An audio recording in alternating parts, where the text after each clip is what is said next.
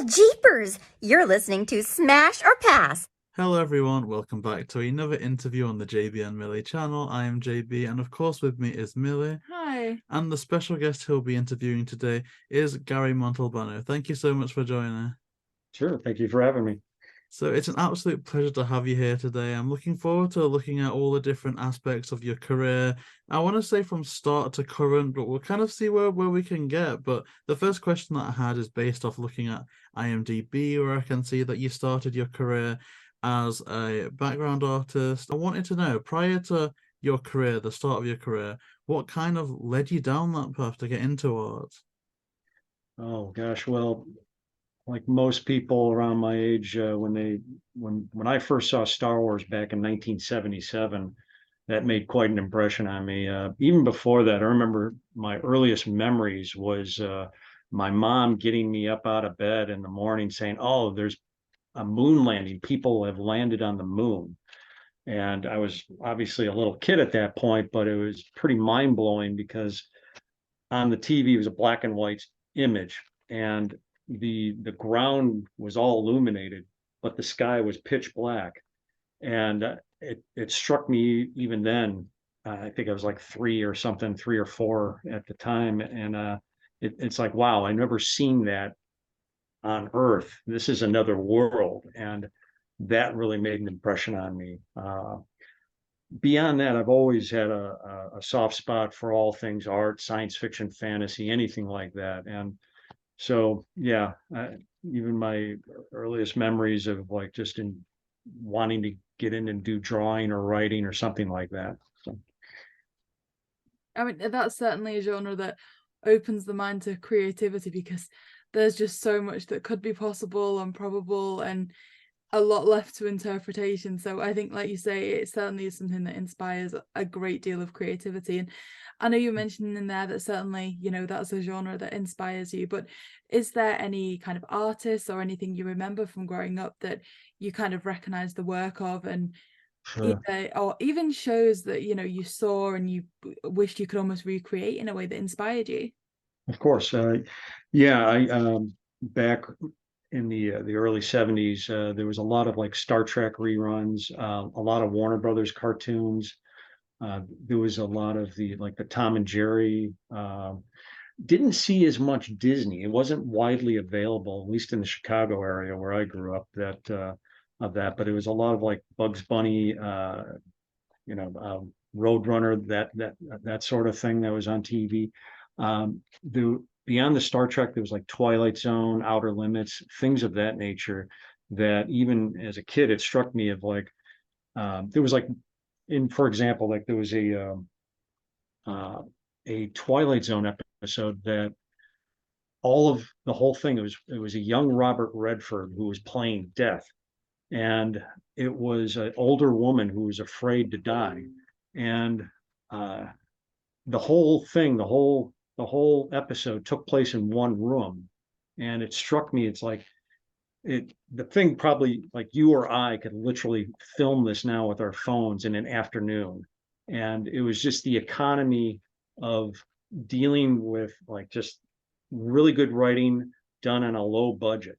And that was what struck me, is like how they were able to pull that off and have the emotion in there in the storytelling. So that really made an impression on me. The old Twilight Zones are very similar to that in that just and the old Outer Limits, same type of thing, where with hardly any budget and just the imagination, they were really able to tell a story. And then to bump it up a step, like when Star Trek came on, where they actually had a little bit of special effects, you felt like you're kind of immersed into another world, and that was great. And of course, in the 70s, but by the time Star Wars came out, then things started to really amp up. But it's not like today, where you got Netflix and all these things and all these different kind of shows where you could just pick and choose. Back when I was growing up, there was nothing. It was like a desert, where you'd have to wait for years just to see something of any sort of imagination. And it was like being in the middle of the ocean and you're swimming and hoping to get to an island, and I was like, oh, finally something comes up. So yeah, anytime anything like that came up when I was younger, it was like always appreciated.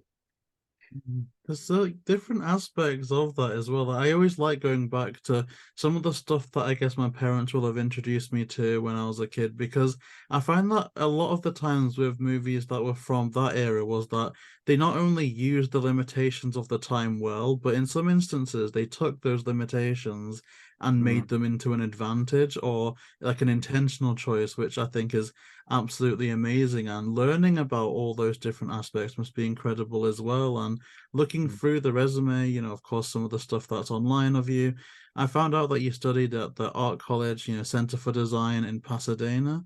So, Yeah. I mean, are there any lessons that you learned back then that you still carry to you to this day? Well, yeah, I was only able to go one term. I was only at Art Center for 3.5 months, just one term. And before, when I was in Chicago, I was working as a bricklayer, a truck driver, a janitor, a machine lathe operator. So I was doing all these jobs just to save up money to get into school. And the reason why I wanted to go to school, there was some artists that I really admired. There was Sid Mead, who did all the most of the Blade Runner designs, and another guy, Ralph McQuarrie, went to Art Center. He basically visualized the whole Star Wars universe back in the mid '70s for George Lucas. And there was a number of other artists that I really liked that had gone there, and I thought, well, I got to go there. And so when I finally did get in, after the first week, I was hoping to get a scholarship or something to pay for the school because it was pretty expensive. And so they said, "Oh, well, we don't give scholarships to first year students." And I thought, well, okay, I guess I'm screwed. And so what I did, just out of synchronicity, I happened to see a flyer on the wall for a figure drawing workshop sponsored by the Animation Guild. And I thought, I'll check it out. So, anyways, long story short, I went to this thing. The guy who was running it, I struck up a rapport with him, started talking with him, and he was asking me, he goes, "Hey, so where are you working?" I go, "Well, I'm not. I'm going to my one and only term over at Art Center." And he's like, "Huh." So he's looking through my portfolio because he asked, "Hey, mind if I check it out?" I said, "Sure." And so he looks through the portfolio and writes down on a piece of paper, hands it to me, he goes, "Get yourself a job." And it was for Marvel. And so Marvel was my first job. Now, from that point to actually getting the job, there was some hurdles and what have you, but it segued me into working professionally. Beyond being thankful for that, I found that working on the job, I learned, and this is just for me, and all art schools are great and what have you, but for me, I found that the pressure of needing to make it right in the assignments uh, really was inspirational and motivating to get the projects done right. Otherwise, it wouldn't get paid. So it was quite the education right from the get go. And thankfully, it was a really great group of people over at Marvel at that time. It was like a lot of World War II generation people, and so really strong work ethic, and and I was the youngest guy there by about at least 10, 15 years. And so I found that that was my paid school. So that's how my career started. That certainly sounds like a very fantastic, completely fantastic start to a career. And obviously, that career went on to lead to several different things. I mean, you've explored, visual development, concept art, directing. Was the plan always to kind of explore all those horizons? Was it just it all kind of developed into one another, or was it just you kind of wanted to learn as much as possible? It's a good question. Early on, when I was really young, um, I always enjoyed books and writing, but I just wasn't good at it. And so I also enjoyed doing art. And so what I found was, especially when I was in high school, early high school, that when I was focusing on art, it actually was a good discipline to help me learn how to learn in general, just general knowledge, general subjects, and what have you. So at a job at DreamWorks, a friend of mine who was a writer, he was they were having a problem with a script on a particular project, and so I threw out some ideas, and he said, "Oh, can you write that up?" I said, "Yeah." So I wrote it up, and then and he goes, "Okay, yeah." He goes, "Yeah, you're a writer," and I said, "Okay." So I started focusing on that. And the point is that when you are focused on a particular subject for more than a day or two, for like months on end, disciplined, focusing on that subject, eventually it's going to sink in. You're going to pick up a few things here and there, and you're going to start getting pretty good at it. And then when you're talking with people, you realize it's like, oh, wait a minute, I actually know this and they don't. So you start feeling like you're beginning to understand the mechanics of how these different things like writing or art or whatever, how it works, and you get more confident at it.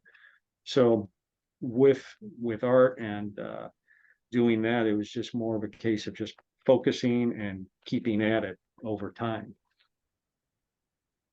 Perfect. I mean, in regards to that, was there ever an element of it that kind of resonated with you the best of, say writing, directing, or does it kind of depend more on the project as to what inspires you the most, be it that kind of creative side, or do you get what I mean with each individual element kind of thing? Sure. To answer your first question of why I got into it, with art, it's always fun to create characters and worlds and things like that. And it's especially when I'm doing more of the painting and illustration, it's in my mind, it's kind of like a window into a world that normally you wouldn't have access to. So that's the fun of it. That's the part that kind of removes me from the process, and I'm in the moment and just enjoying it. And I think that's a big key of just enjoying what you're doing, not worrying about if anybody's going to like it or not worrying about if you're going to get paid or not. Going back to that kind of mindset that, if you were fortunate enough to have that when you're younger, where you don't have to worry about paying the rent, you're just doing the art and you're just enjoying it.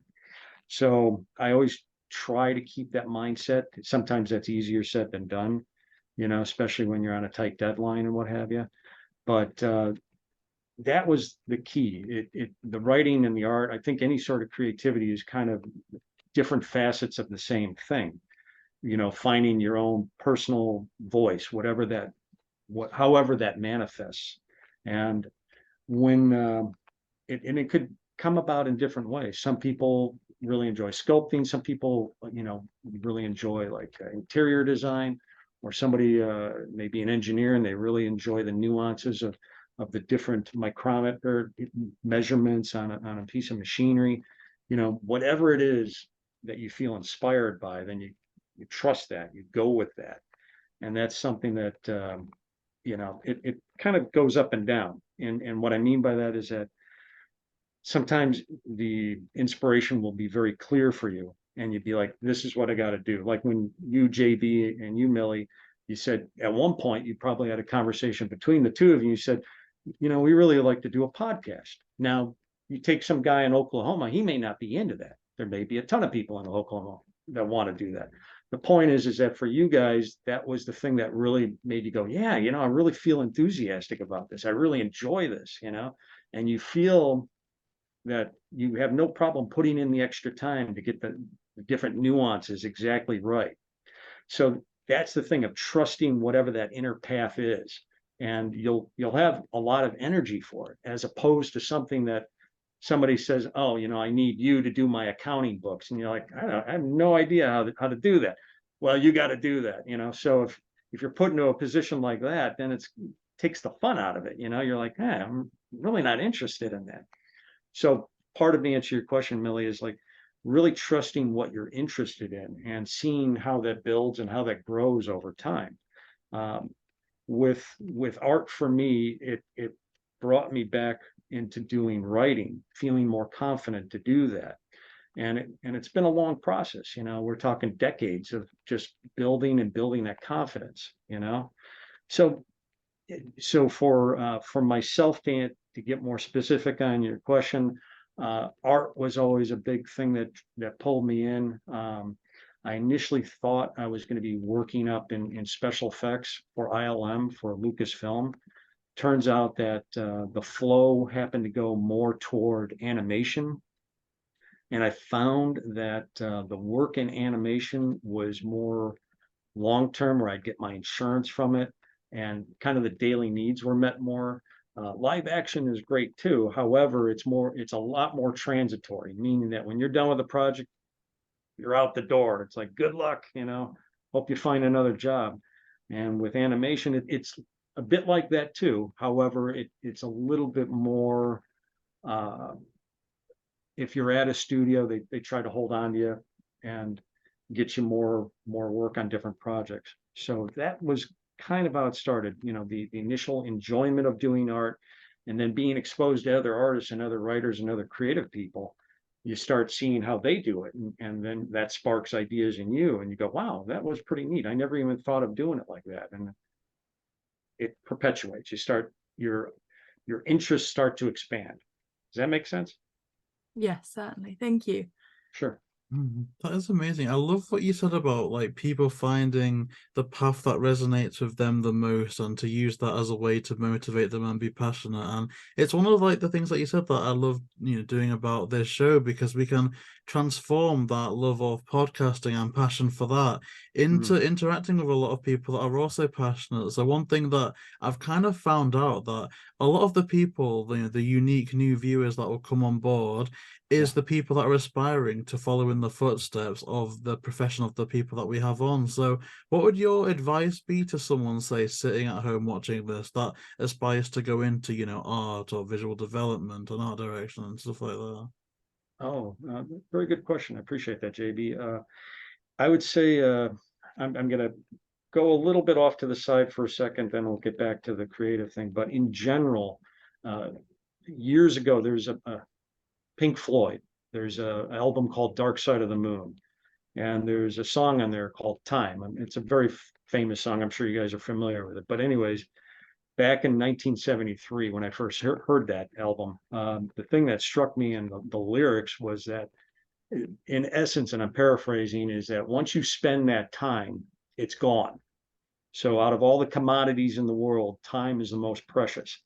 And that always struck me, because when you're young, you feel like you got, I'm 20, I got at least another 60, maybe 80 years, and then you find that time, that goes quick, man. And so if you're if you're passionate about something, you're interested in something, do it now, focus on it now.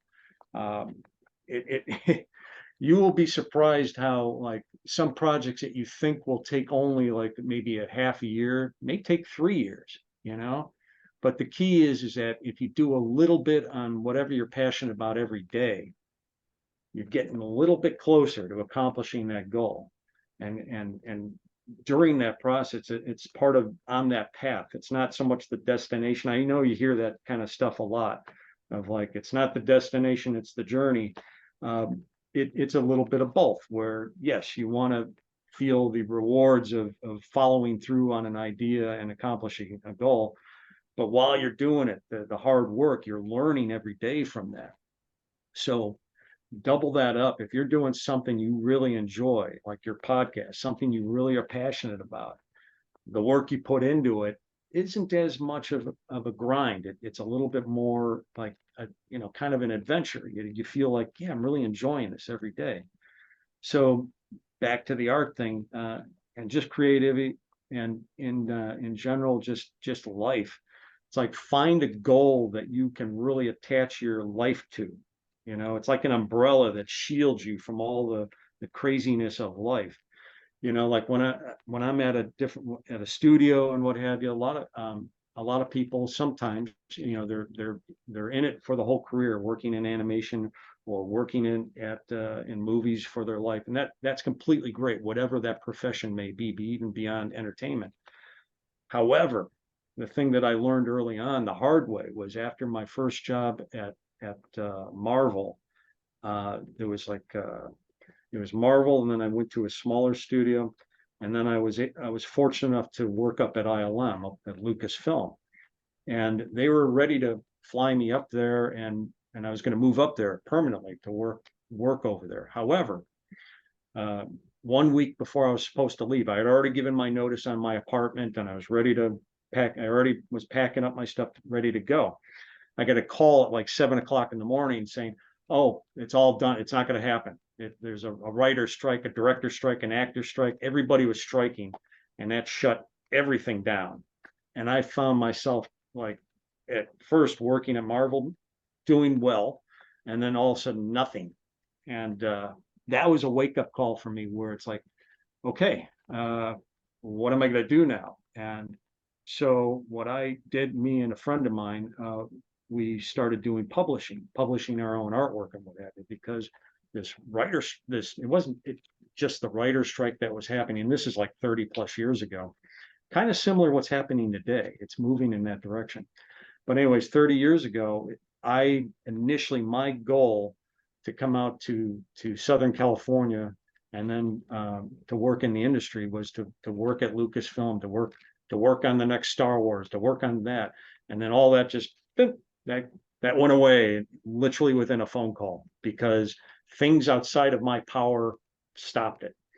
And so I share that not to be putting out a scary story. I share that because it worked out. And the reason why it worked out was, instead of worrying somebody else's plan, me and my friend Phil, we said, well, let's do our own publishing. And so we put the money we had toward printing up our own work. And here's the irony of that those printed materials, the posters that we were printing and selling at conventions, ended up getting me work back in the industry, where people like producer or director would come by, they'd say, oh, I really like this. Hey, you guys, are you available? It's like, yeah, there was one image in particular that I had done. There was a producer who was searching me out for like 6 months.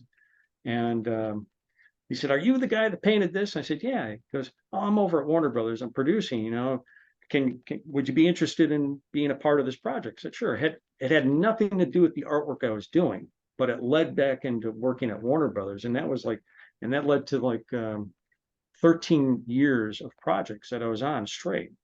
So the moral of the story is that at first I thought, okay, I guess I'm done. I guess, this thing at ILM isn't going to happen. The goal I had to move out to California, I guess it just vanished. And, but instead of worrying about that, I go, okay, what's the core of what I really want to do?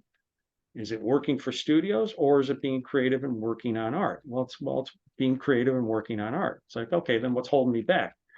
Well, okay, do I have the money to print this thing up? It's like, well, I have some of the money, but I could generate more, So I thought, okay, let's do that. So instead of worrying about these other factors that I had no control of, I started focusing on that. The irony was that it led back into the industry. It ended up getting work back in the industry. So that's kind of the big thing about with people wanting to do creativity in their life. They may say, oh, I want to work at Pixar. If I can't work at Pixar, oh, I guess I'm a failure. It's like, no, you do what you do every day. Like you guys, you're doing your podcast, you're doing these things, and I'm sure you're meeting people, other connections come from that, because you're doing your own thing. Now, down the line, will it be bigger? Probably. And it'll keep growing. But that's the thing. It's like, you be content where you are at in the moment, and you work with what you got. And you can't, it's like I couldn't worry about the past. The past was done. Other things had happened, and that was it. But when it came to the present moment, focus on the moment of like, what can I do right now? And you say, well, okay, I want to do a podcast, but I have no camera, I have no phone, I have no that. Okay, but I can sit down, I can write down my ideas, I can make a plan, and at my day job, I can save some of that money and buy the equipment to make this goal happen, piece by piece. Now, is it going to take a day? No, probably maybe take a month, maybe 2 months. But if you consistently go at it, one step at a time, then pretty soon, after like half a year, you're like, hey man, I got some pretty good progress on this, whatever the goal is. And life is going to have all these twists and turns and what have you. But if you have a goal in mind, that will keep you on the narrow path in a good way, where one side might be chaos, the other side might be total self-destruction. But if you stay on that path of your goal, then one way or another, you're going to get closer and closer to what you want. Does that make sense? It does, yeah. Yeah, definitely quite a nice, almost like a nice message to do with, I guess, to start with, not putting all your eggs in one basket, but also adaptability, which I think is incredible, especially how that almost went full circle in a many way, being a way to get back into that industry. And I'm not sure where this puts us timeline wise. I know you said that those initial strikes were about 30 years ago, but I Yeah. recall the first thing that I found credited in terms of what I'd be more familiar with, so Scooby, that was about 2006. So I'm not sure where that puts us in that time frame, but do you recall if the Shaggy and Scooby Doo Get a Clue series was your first, job back at Warner Bros. After that point, or have you done a few things prior? That was in the middle of it. That's the thing with what I'm talking about. This, I'm showing my age here. When that strike happened, this was when the let's see, the second Indiana Jones movie was being worked on. We're talking about the late '80s, early '90s. That's when I was dealing with that big strike. So we're talking a little bit over 30 years ago, at way in the beginning of my career. And you know, the sobering thing about that was that it it forced me in a good way at a young age to say, okay, I really do enjoy working in animation. I really enjoy meeting the people and working with the people. Same with the movie industry. That those are all very positive things. However, the thing that I learned the hard lesson early was that things change. Things change quickly, especially in entertainment. There was I'm not going to name the project. There was a project at Disney that was uh, very promising, and then the leadership changed, and all that got wiped clean. And so it sometimes those plans will flow into place. Sometimes they won't. Sometimes things will come out of the blue that you're not expecting. That's just true with life. It's just being able to be aware enough to recognize those opportunities and being aware enough to recognize those patterns of like what's going on today. We had briefly talked before we started recording, just with there's now a writer's strike, and now there's the actors are now striking. So there's a momentum building with that. And in turn, it's like, okay, there's going to be a lot of people that are going to be nervous. The funny irony of that is that the studios tend to forget the fact that artists and people working for hire are used to having not much money. They're used to being very conservative with their money and very frugal and what have you. So uh, it's a kind of an innate thing in the industry where that there may be 6 months where you're not working, and because of that, it teaches you to be more disciplined with how you spend your money, what you do with your time. Um, a lot of times when a project is over, the artists will focus on their portfolio. As you already heard, I'm a big proponent of doing your own self-publishing and getting your artwork out there, that sort of thing, which can lead to very good things. You can create your own opportunities. So that's the key with anything, especially nowadays. This isn't even in the entertainment industry anymore. You're getting this across the board with a lot of industries, with just work in general, where the days of working at a company for 30 or 40 years are not as predominant anymore. So it is always good to really start going into that quiet space in yourself and asking yourself, what is it I really want to do at the time that I got? And seeing how you can really create a nice quality of life, whatever that may be. Does that make sense? I hope I'm not rambling on here. No, not at all. It's certainly, really important, I think, to hear and understand. And like JayBee was saying earlier, especially for the people that are interested in getting into the industry themselves, just kind of understanding how that change has taken place. Because I know, like you said, you were mentioning you first worked with Warner Brothers some time ago, and then obviously moving forward, Scooby Doo Get a Clue and everything came about, which we're looking forward to getting into. But I guess Right. before you started working on that, How familiar were you with Scooby Doo? I know you'd mentioned before that, you know, certainly Tom and Jerry was something you'd seen. So did this kind of fall into that category as well as something you'd seen growing up and that kind of thing? Yeah, to focus on Scooby Doo and even Tom and Jerry, Warner Brothers. To date, I've worked on well over 20 different projects at Warner Brothers. The very first one, I believe, was Batman the Animated Series. Back in, I started on that doing development. I was helping develop the look of the show back in 1990, and that would lead into other projects. I ended up moving on to Universal after that, and then in the 6-7 years later, they're doing, I think, like Batman Beyond, and I helped a little bit on that. And gosh, and then when I got that connection with that producer, that was, I believe, in the early 2000s, like 2003. And that was for a direct-to-video project. I think it was like Kangaroo Jack or something like that. And so I was on that, and that led into a friend of mine who was supervising on the Scooby Doo project that you're curious about, and a friend of mine who was a producer on Batman the Animated Series. He was producing the Scooby Doo project. So two of my friends said, "Hey, can you help us out with this?" I said, "Yeah, I'd be happy to."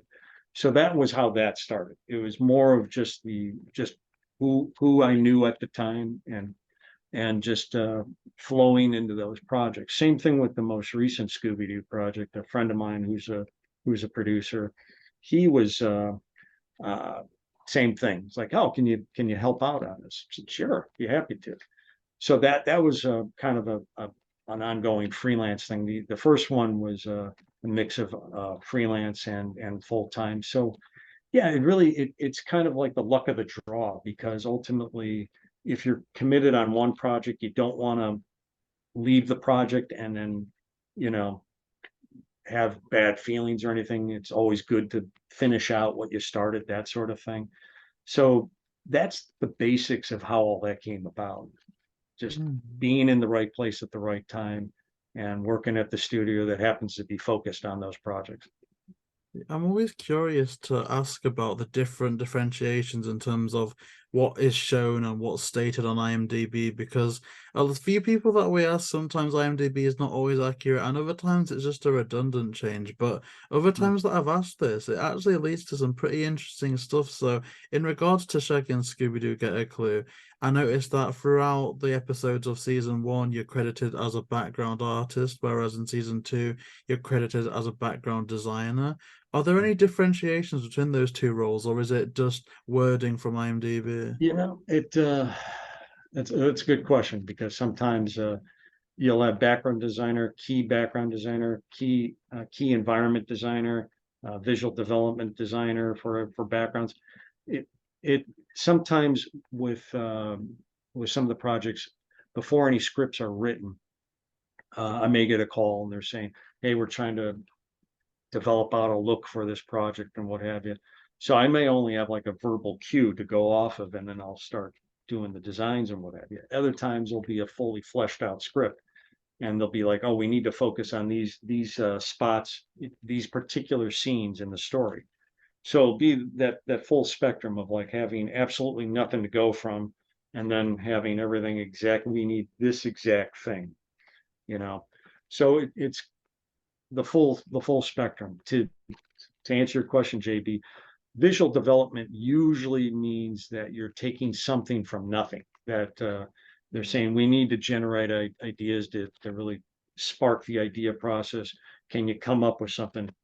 Here's the basic idea of the project, and then from there, just drawing, and sometimes that will spark the writing, you know, or it may go in tandem, where they may have like a paragraph down of a brief kind of idea of what they need. We need a stadium, but the stadium has been shut down for 20 years and it's dilapidated, and that's it.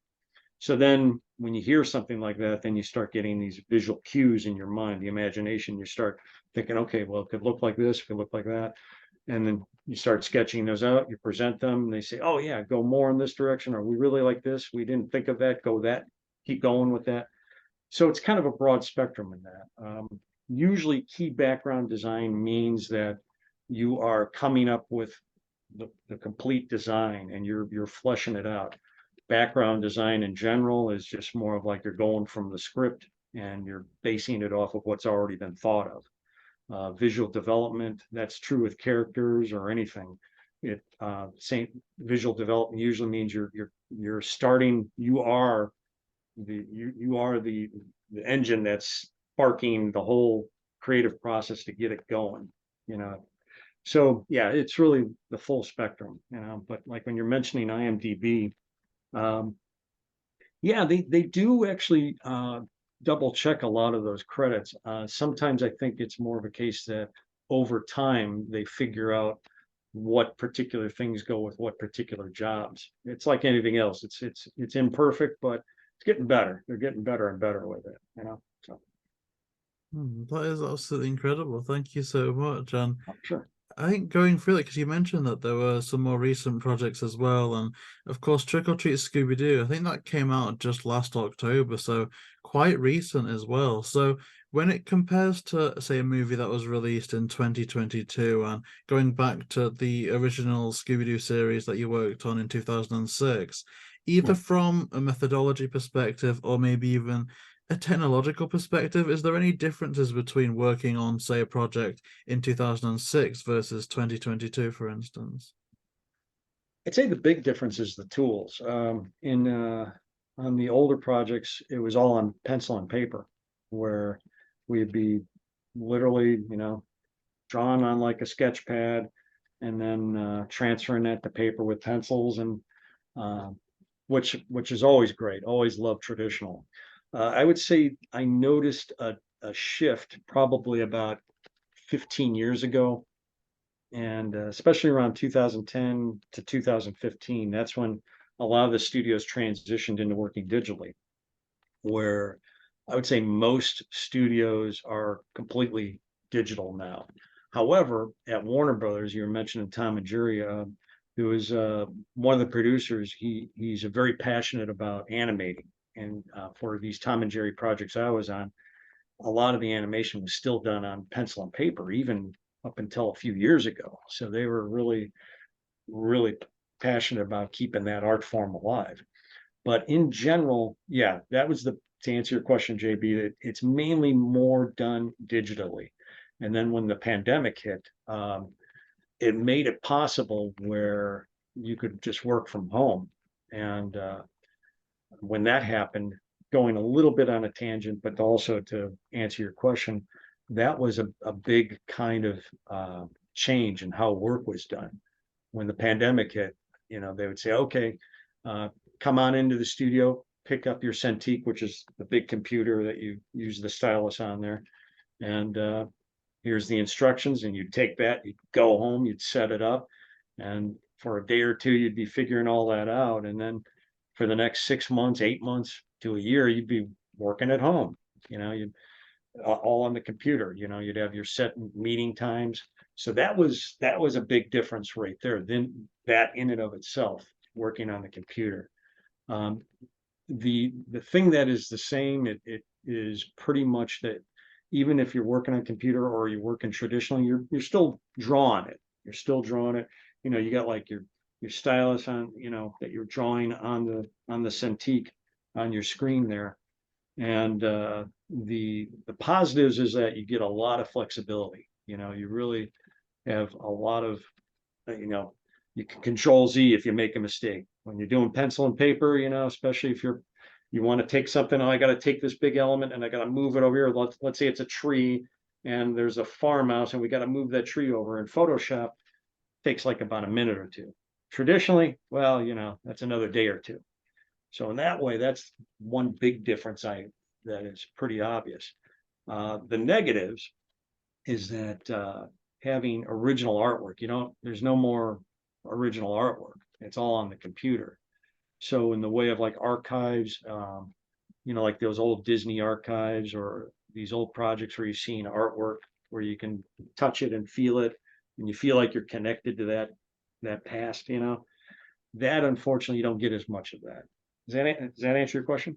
Yeah, It that's certainly perfect. does. And Awesome. like we said, we'd started to touch upon there the movie that came out last year, which is Trick or Treat Scooby Doo. And I appreciate for you that's probably much more than a year ago. It says you're a background designer, so I'm assuming from that you know, for you this was more along the lines of 2 or 3 years ago. So fully understand if you can't remember. But for that movie in particular, do you remember any of the backgrounds that you did work on? Sure. Yeah, that was I guess, let's see, that was 2020, 2021. So there was a number of like prison environments Mhm. that I remember particularly working on. There was more of a stylization in it, trying to adhere to the old Scooby Doo style from way back, you know, 40 plus years ago. The difference, a good example of like the difference, going back to your question there, JB, the difference was that in pencil and paper, the style would adhere because a lot of the artwork you would, when they would be painting those designs, that would be directly in the painting. With the digital, sometimes the designs are more of a guide, and then the paint goes right on top of that. So it's a little bit of a push-pull on that. The particular elements of it was more of the fact of having, instead of more of a line drawing kind of a feel, it was a little bit more of a calligraphy kind of a feel in the line quality, where kind of thick and thin kind of quality like an ink pen. So it was a little bit more of that heavier blacks in some of the areas. So little nuances like that just on the technical end.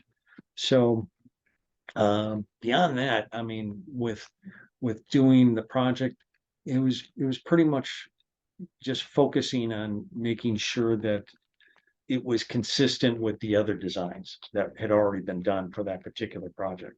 So And I know you said, you know, there can be a variety of different experiences based on the brief you get given and that kind of thing. For this in particular, do you remember kind of if there was a set brief? I know, especially for the prison scene, because it brings back a lot of old villains and things like that. And you said, you know, you were taking inspiration from the work that was done about 40 years ago. Was that kind of specified from day one? We really want to go back to that old kind of animation that we did and take that inspiration, that kind of thing. yeah, well, yes, it was definitely wanting to get that feel again, get that feel of back 40, even 50 years ago, you know, getting a little bit of that kind of the color palette, the line quality, a little bit of that. It's not going to be exactly the same because it's a different, it's not traditional, it's more digital. So it's a matter of like trying to get that same feel. And so that was kind of the main inspiration, pushing in that direction, just to get a little bit of that kind of reminiscence, a little bit of that kind of nostalgia in there, that kind of feel. Um, Beyond that, it was just more of like focusing and just trying to have a good time with it, just having fun with it and enjoying the nuances of the different designs and scenes, that sort of stuff. So That's incredible, because I definitely do love all of those prison sequences and the whole movie in general, just like the vibrancy and the way it became more classic, but also it had a new feeling to it as well. And so to that end, I'm curious to find out, maybe just taking, like, say, a prison sequence as one example, roughly how long does it take for you to complete your work on a background from start to finish?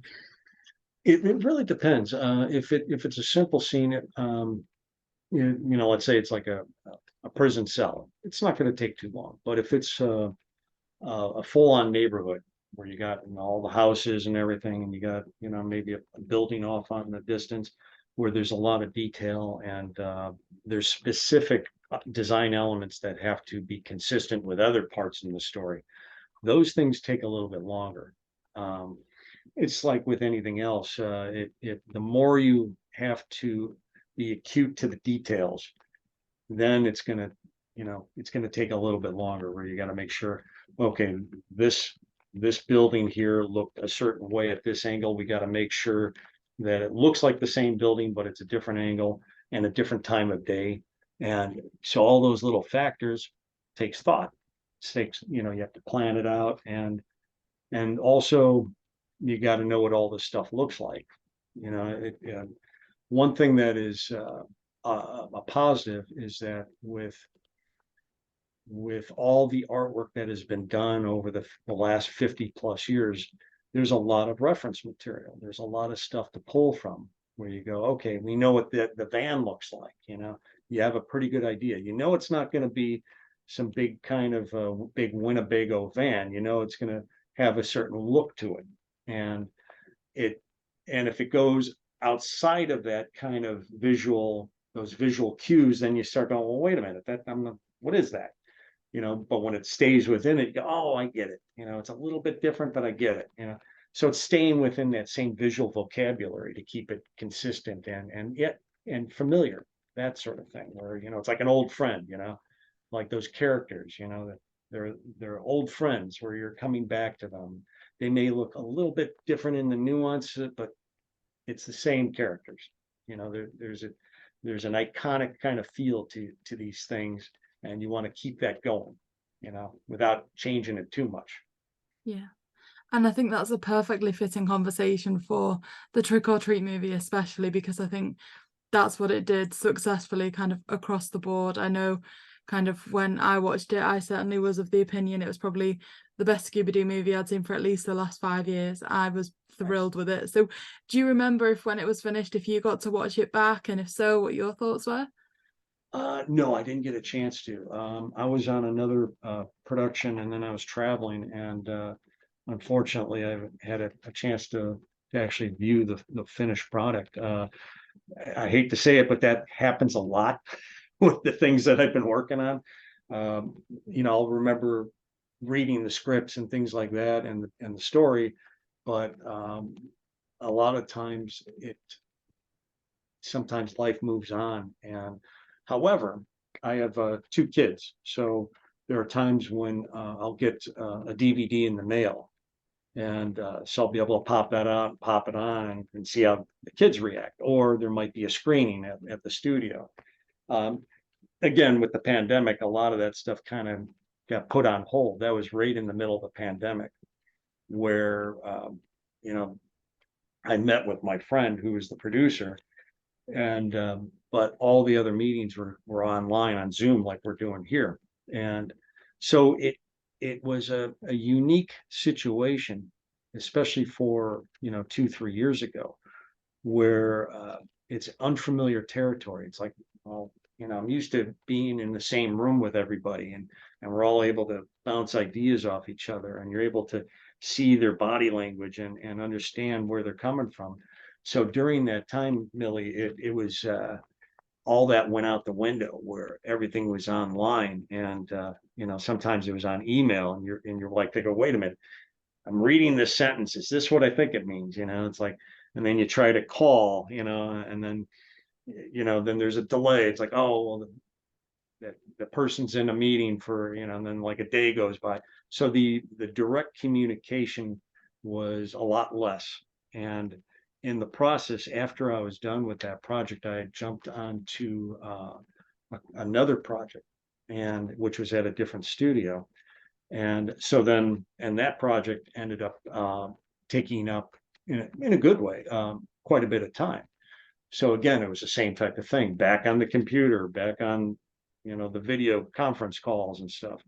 So in the process, things, you know, move on, and then all of a sudden, to answer your questions, like you may get a video or a DVD in the mail, and then you're finally able to see like how the project turned out.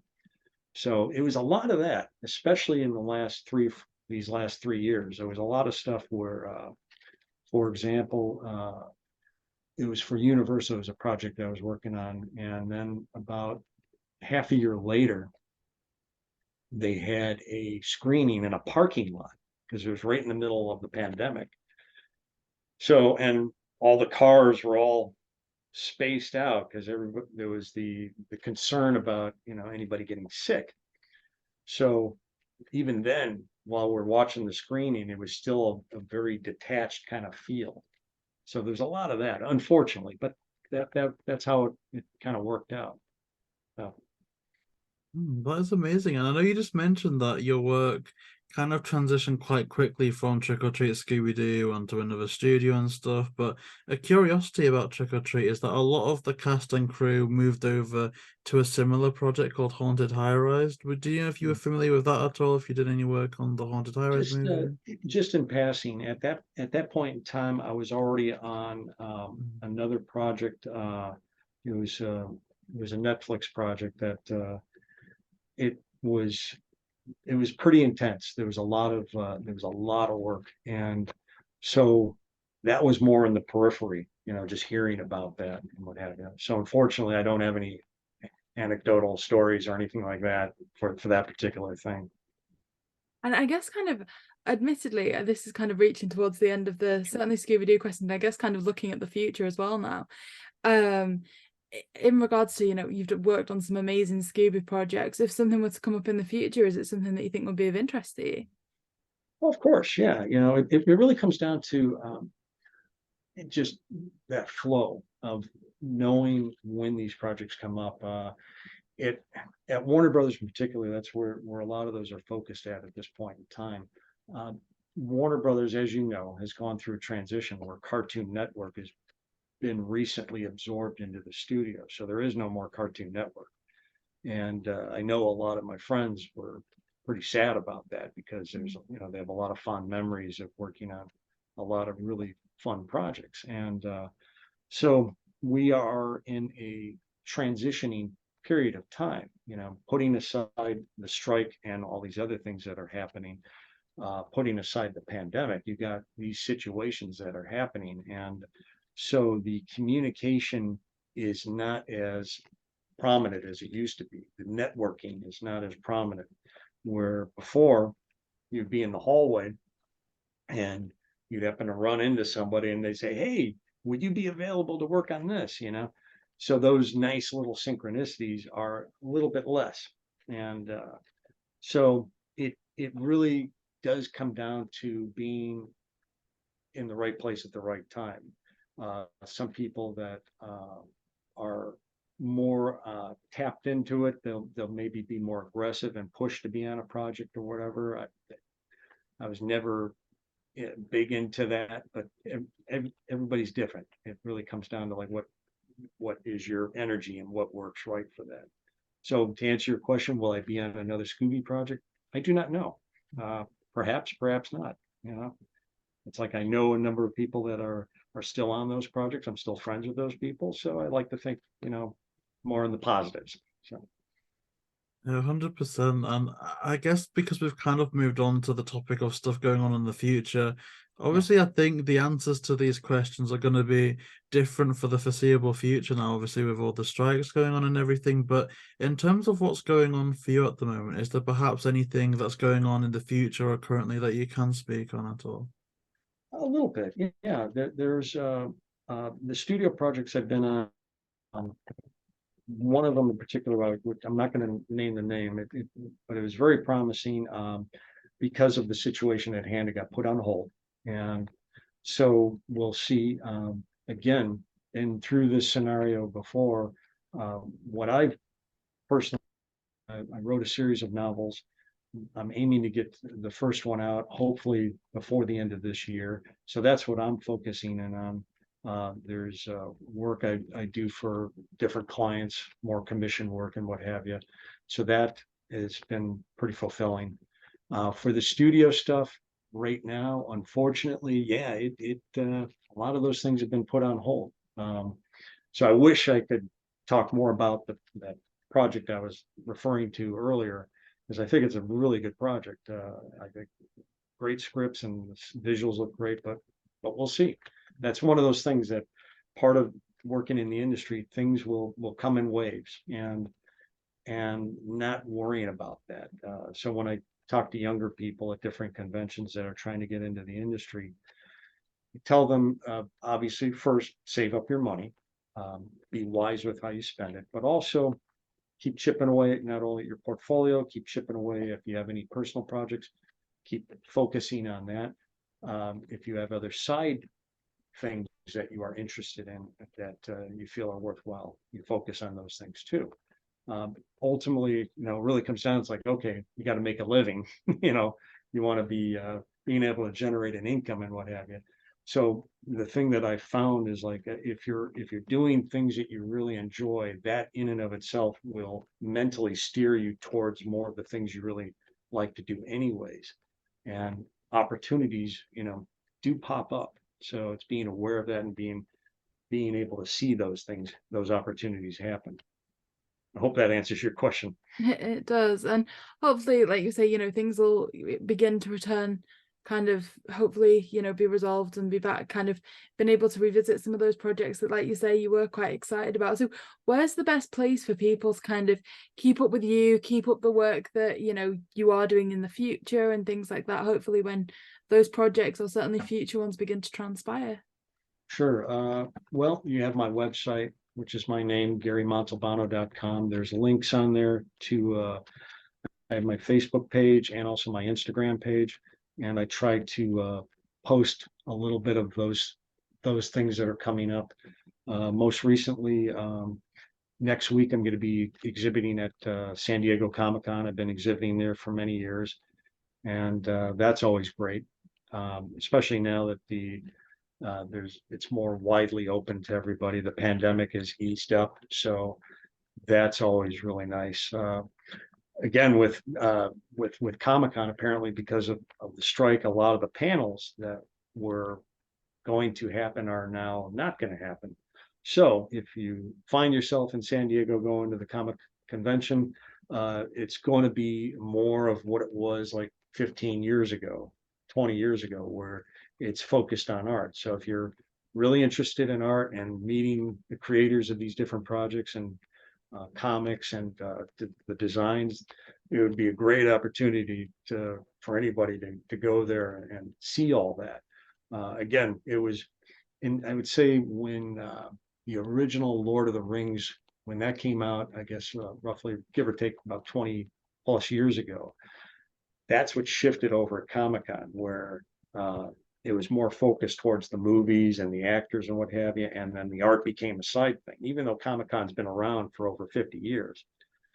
So because of the present situation at hand with the writers and the actors striking, it's kind of, I believe it'll go back to more focused on the art. So if you're into art and you happen to be in San Diego, it'd be definitely worthwhile to check out. That is interesting. We definitely wish that we could go and check that out. Hopefully one day, fingers crossed, we can make it. But I'll be sure to leave all of those like kind of links and everything in the description down below. But that does conclude all of the questions that we had for you today. Just thank you so much for the time you've given us today and for your amazing answers, because I'm sure that we've learned a lot from it and that the people that'll be watching it as well will also learn a lot as well. Oh, I appreciate that. Appreciate that, JB.